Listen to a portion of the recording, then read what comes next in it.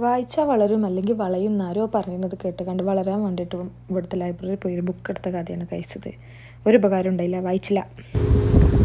ബുക്കൊന്നും വായിച്ചിട്ടൊരു ഭാവി ഒരു വളർച്ച എനിക്കുണ്ടാവുമെന്ന് എനിക്ക് തോന്നുന്നില്ല ഗൈസ്.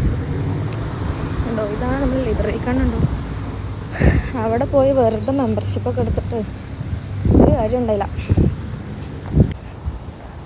അതുപോലെ ആട്ടി വിടുക തന്നെ ഗൈസ്. എനിക്ക് ഇവിടുന്ന് അന്വേഷിച്ച് നടന്നൊരു ബുക്ക് കിട്ടി ഗൈസ്. ഇതാണത്. ഹേ ഹേ,